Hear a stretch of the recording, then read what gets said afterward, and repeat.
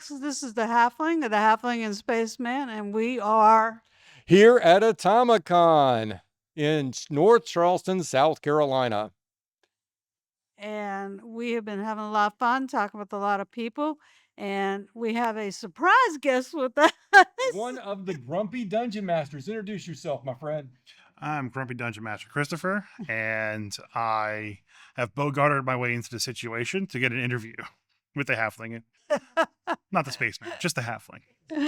Well, so you get the spaceman as a bonus. Spaceman is a bonus. He tried Buy one, get one free. he tracked us down. What can you say? Yeah. We officially have our first stalker. Yes. Ah, I had to do that. I Oh, had to good. follow you guys on Facebook and saw you guys were here, and then I ran down here, put on my best D&D I Sure. see. He's sharp. and He's made my way sharp. down here. All right, as long as you don't play a half tiefling, half Aarakocra bard, we'll be doing okay. I mainly play Goliath Okay. for reasons that are because I'm 6'9". Everyone expects me to play the giant, so I just lean into that stereotype and just play the giant all the time. Okay. Yeah, he's a man I can look up to, so Yeah. that's an accomplishment. All right, well, let's get this party started. Tell us a little bit about your formative years growing up. Like what kind of things were you into when you were growing up, and how did you become the grumpy dungeon master? So I grew up in upstate New York, in the mountains of the Adirondacks, and there was literally one phone line for everyone in the town. So most of my time was spent running around in the forest, exploring caves, spelunking, getting beaten by snakes, beating up bears, and a lot of Nintendo. So I played a lot of Nintendo games. Final Fantasy was my favorite. Legend of Zelda was informative with me. DuckTales was probably one of my favorite ones that I played the most. DuckTales, an amazing game. It was, yes. Love DuckTales. Like the aspect of DuckTales where like you could go through a level, get all the secrets, come back and do the level again if you played it the right way. Just kind of like, I would say, established how I think about things and how I like to scale things and loop things around and how I like dungeons to kind of unfold, being mazes and figuring out the best way to get through something. And so being that I lived in the middle of nowhere, lots of video games, eventually, going up to the Super Nintendo, getting the better Final Fantasy games, getting introduced to JRPGs. Dungeons and Dragons actually didn't exist for me as like a thing until 4th edition in the 2000s. Oh, dude, I'm so sorry. Well, I was listening to Chris Perkins, and I really enjoyed his the style of play that he had with the Penny Arcade people. And I was listening to his podcast and them do the beta for 4th edition. I was like, this sounds like something I would like to do. And being that it was 4th edition, nobody wanted to play it. Mm-hmm. But I would still show up at the local gaming store. I will DM this, because no one would want to DM it. I would DM it. People would show up and play. And I did that for about the entire lifespan of 4th edition, just playing at my local gaming store. And then real life obligations popped in. Yeah. And then 5th edition came along right before my daughter was born. I started playing 5th edition in a local gaming store here in Charleston called Zynergy Gamers. And that's basically when I was like, oh, you know what? This is much better than 4th edition. And there's a lot more people playing it. And it kind of just spiraled out of control from there. And now I have 20 years of DMing, and oh my God, the people and what they do in like Adventures League or D&D Encounters, what it may be, the crazy stuff that they do just solidified me being the grumpy dungeon master along with my friends. And that's pretty much my backstory in a quick minute. Okay. All right. Well, so when you were growing up, Mm-hmm. did you envision yourself, or maybe I should just ask this question. What did you envision yourself being when you got older? Ever since I was 8 years old, I wanted to be a computer programmer. Okay. I saw my uncle who went to DeVry University, and he came back and said, "Here's a game that I programmed for my friends." And I was like, you know what? I want to design, video games when I grow older. Oh, So I'll go to DeVry as well. uh-huh. And that was a decision, and it existed. um, uh, I never got to achieve my dream of doing computer programming, mostly because I saw the programming field as being too competitive. Mhm. Too, you have to be staying so far ahead of the curve, or Mm, you just get laid off. yeah. And I'm not that competitive of a guy. I don't like to show up other people. I am 6'9". I'm 400 pounds. I don't like to be the center of attention. But the problem is when I stand up, I am the center of attention.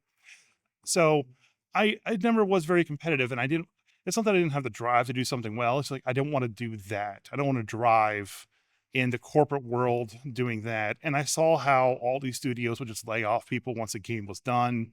And I didn't want to have that stress in my life. Mm. So I focused more on writing and focused more on designing and kind of focused my talents towards that. That's why I was dungeon mastering. I would spend 40 hours a week designing a dungeon for my players to play through. And that's where my main fun and main drive kind of came from. And then I started writing modules and publishing on DM's Guild. I started a podcast to talk about that adventure. I've been meeting people in the community, much like you all, and David Haddon with the Keshnar folks, working for them as well too, designing stuff. And I feel like that's much more of like where I'd want to go Mhm. even now. Do you find it very fulfilling to be a professional dungeon master? Yes, I do. I have a lot of people who will show up and they like, we only want to have you DM this. It's like, really? I TPK'd you all last week mercilessly, and you want to do it again? All right. See, and we've been on a quest to find legendary dungeon masters, and we found one. Yay! Hooray! That means I have to put Christopher to work. Yeah, absolutely. We have our podcast. We talk about our crazy games and whatnot, and we also do a Twitch stream where I stream my game as well too. And I'm looking to expand it to actually like start having like other people's systems and trying them out and playing them as well too. And I think that would be a good like bridge, is just getting out there and finding out what's out there beyond D&D. Play games like Pirate Borg and Shadow Darkmoor, and the newer systems that are coming out from like Cobalt Press and Daggerheart and stuff like that. White box. Yeah. Need to try white box. The original white box? No, the new white box. Okay. New white box. It's a homage to the original white box. So speaking of that, like the dungeons that I've been running through right now are the Goodman Games Original Adventures Reincarnated, which are the original modules, just kind of updated, quote unquote, for 5th edition. Those are like superior, I feel, to anything coming out nowadays. And it's brutal, it's cruel, it's unforgiving, but at the same time, it's like, you know what? This feels right. It doesn't feel too railroady. It doesn't feel too crazy. It just feels like it's the right amount of like players get to explore, but there's also a story forward. So I wanted to ask you a question because you've written modules. Mm-hmm. So what companies have you written modules for? So I was doing my first foray into writing modules was for I'm trying to remember the name of it. It escapes me now, but it was like design your own first adventure, and they would basically group all the adventures that everyone did and that participated in this like little group project onto DM's Guild as a giant bundle. So I did that twice. I wrote Dread of the Ice Devil and Everyone's Been Naughty, a Christmas module, and I got those published up.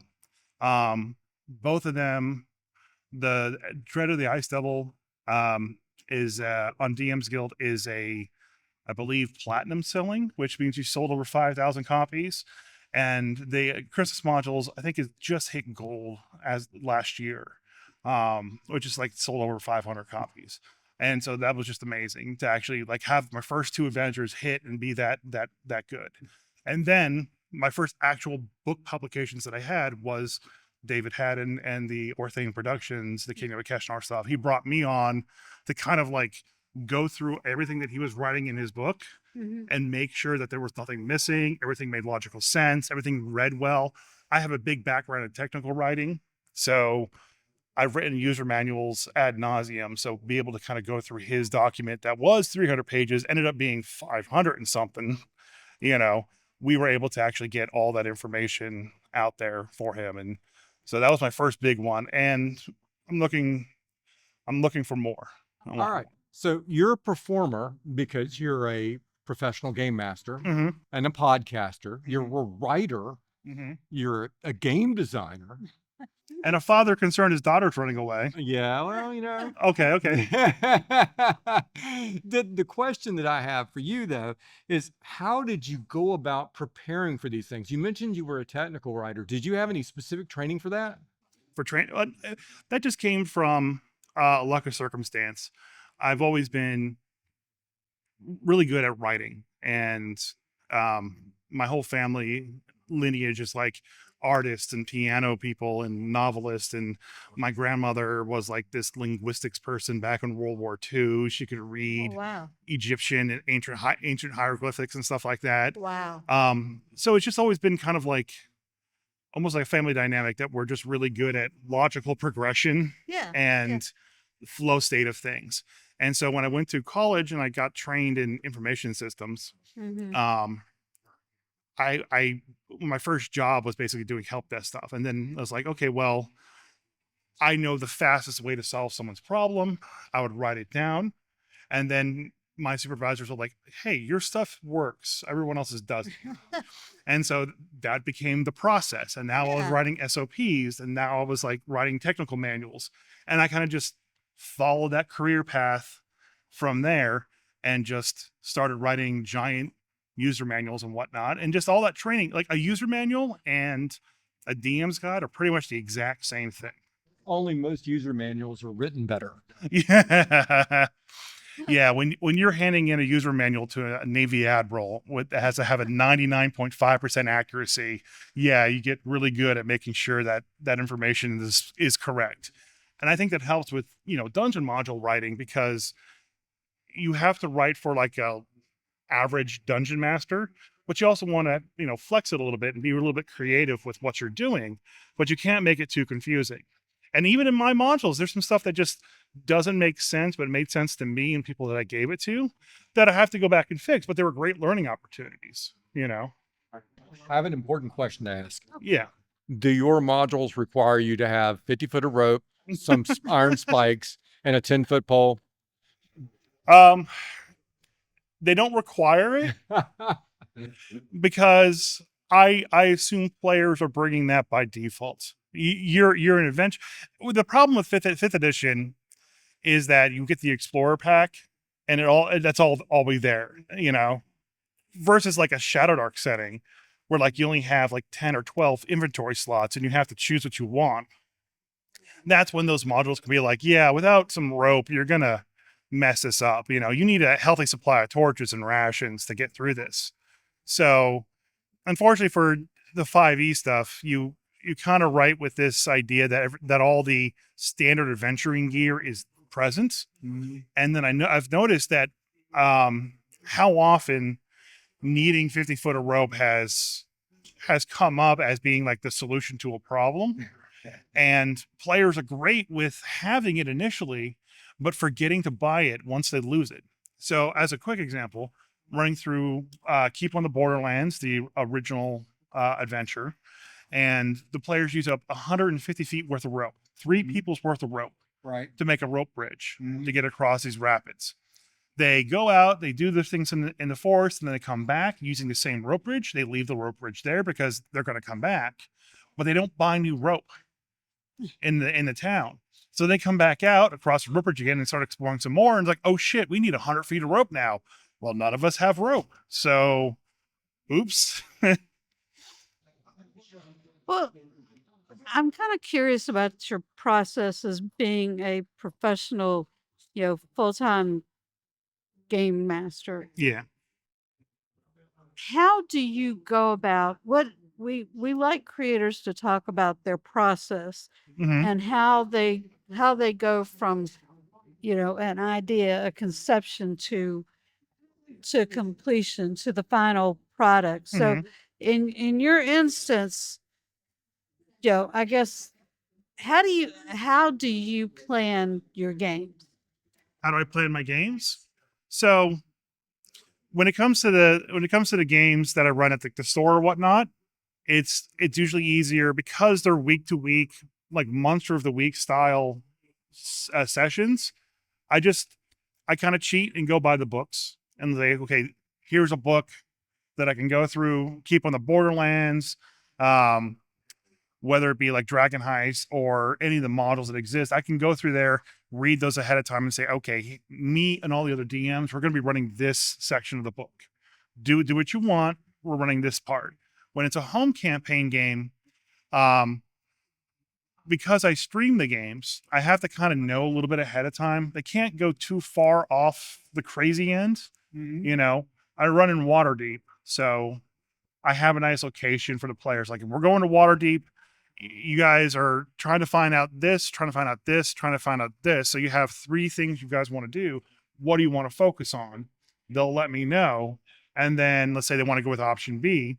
That way I can go and plan option B out for them. Now, if I'm at a table, I was like going, okay, you guys are here, and I wing it from there. I have no story ahead of time. I let the players dictate how far it goes. I may have a tent pole idea where like I eventually want them to be going and fighting this dragon.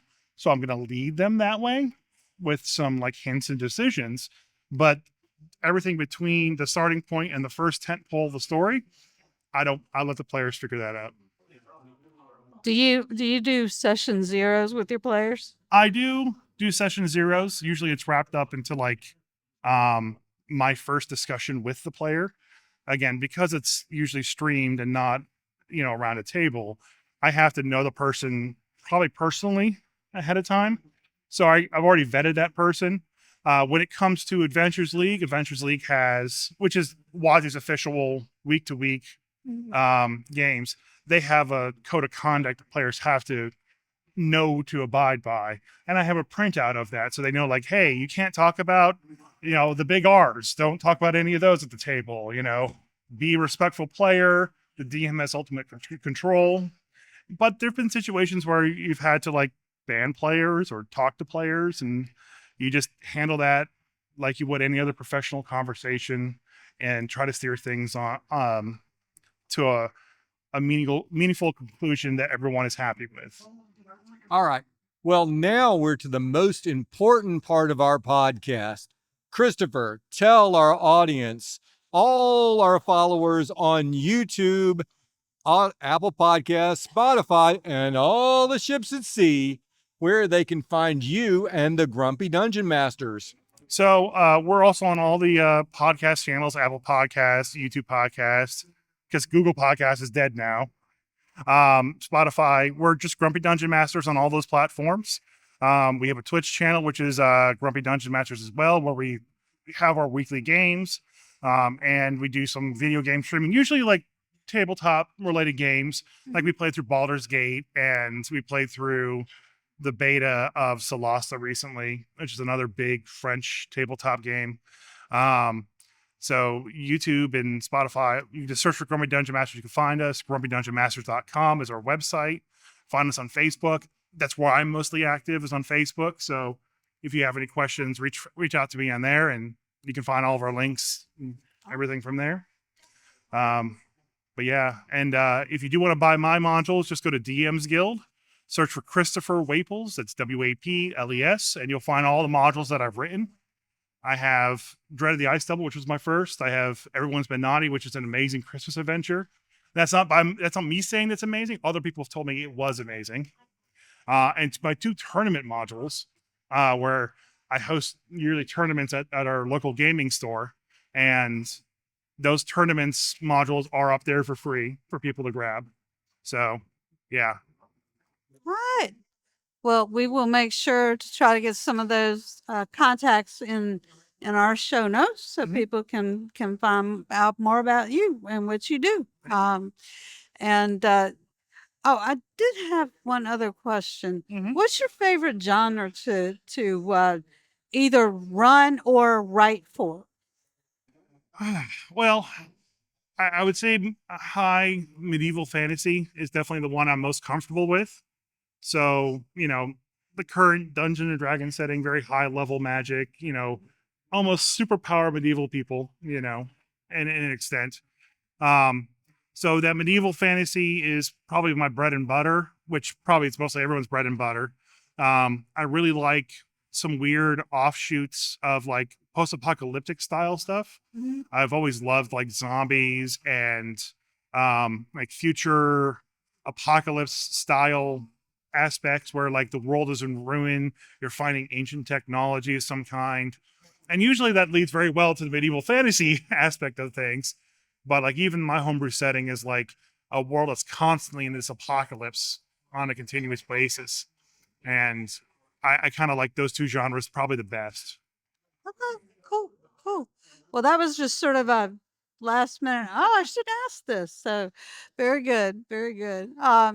Well, we want to thank you for taking the time to join us. We want to thank you for seeking us out. To hunt us down. Yes.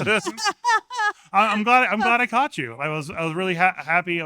Yeah, my events got canceled this weekend. We weren't supposed to be in town, and then I noticed you guys were here at AtomaCon this morning. I was like, oh crap, I gotta go. And got up, showered, grabbed my daughter, and off we were. And now we're here. And thank you guys for giving me the time to just meet with you and chat with you. Well, We want to give a shout out to your daughter too for being very patient yes, with us. we appreciate her being in the audience. Uh,